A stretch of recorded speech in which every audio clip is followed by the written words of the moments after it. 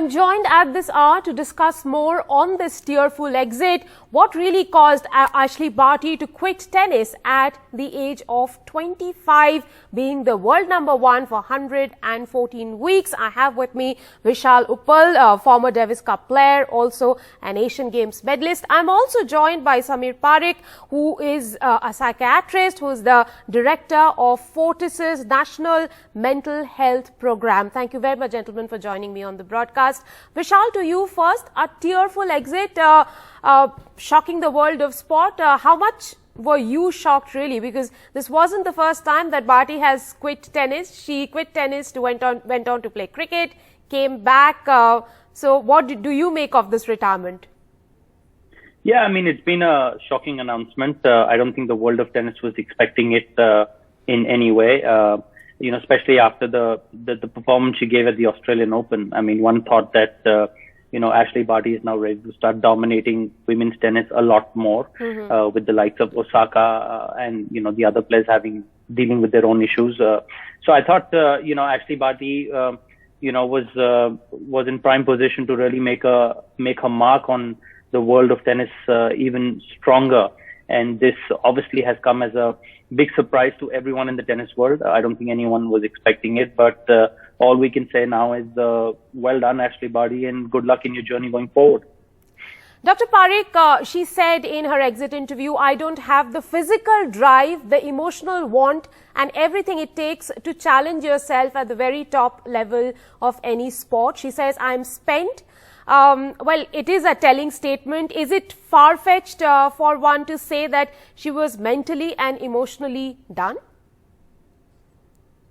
Not really. To say that she was mentally and physically or emotionally done may not be the right assessment, because we do not know what actually she would be thinking. The right way to look at this is, most of us are in the habit, like Vishal was talking about, that, seeing long careers. Most players sometimes even retire a few years after you think they could have retired. That also happens. Here we are talking about a much younger player choosing to retire at the very peak of their career.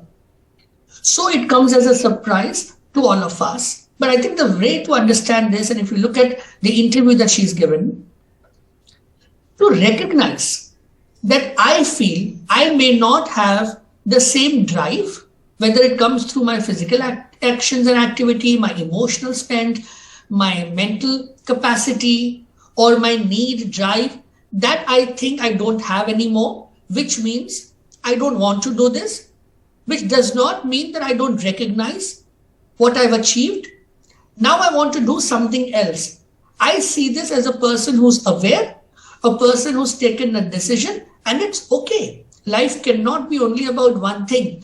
We also forget at times a lot of these young players actually start way too young. So it's not just a few months or years. For most of them, it's their... Well, when it comes to sport, let's keep aside the topic of players starting young, because tennis players, we've seen them crack at the age of 16, 17. Vishal, coming back to you, we have seen careers of Roger Federer, Rafael Nadal, and even of Serena Williams and Venus Williams in these days and age. Would you say that we won't see such long careers, especially because of the pressures that these athletes face, particularly post the pandemic? No, Rick, I think the pressures have been the same all along. I mean, post-pandemic, what's different? You still have 4 Grand Slams, you still have the Olympics to chase after, you're still chasing history. The pressures, the rigors remain the same. I mean, they were the same 10 years back, 20 years back. They're going to remain going forward also. It just, I think, depends on a person's personal drive, their personal ambition, their personal desires. And we have to learn to respect people for what they want in life. I mean, Ashleigh Barty didn't start playing tennis because she wanted to make you or me happy. She started playing tennis because she wanted to be happy. And now if she feels she's achieved what she wanted to achieve and she wants to move on to the next phase of her life, well, then good on you. Well done. We want to congratulate you for your career, and so be it. We don't have to look at everything, when a young athlete retires from a mental health perspective. It's her wish, her desire, it's her life. And we have to respect that, and we have to say, you know what? You are a role model for many people who feel that they cannot be pushed around into decisions that they don't want to take. There are a lot of, you're right, there can be a lot of pressures. There can be pressures from the family, from the coaches, from the marketing team, She also said that she didn't see herself travel the world anymore that much.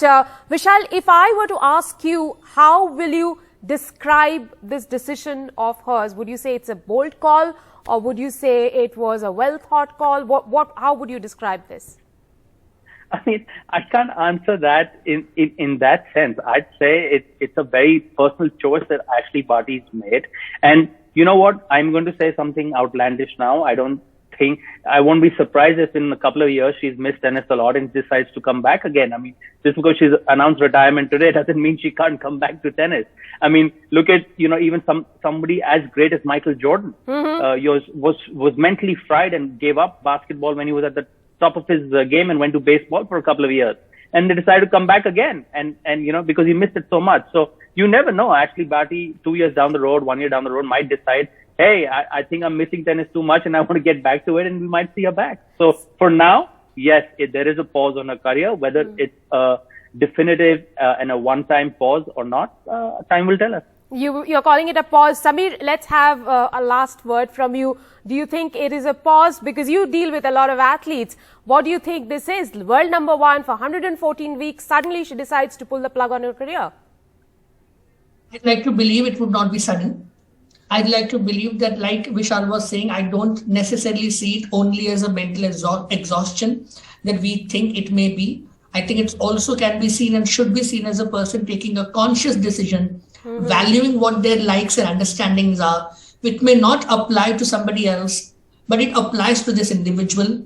To recognize your own body's calls, your own mind's call is the right way forward. I see a role model here who's probably teaching one last time to all young athletes that listen to your body, your mind, your motivation, and then do what you want to do.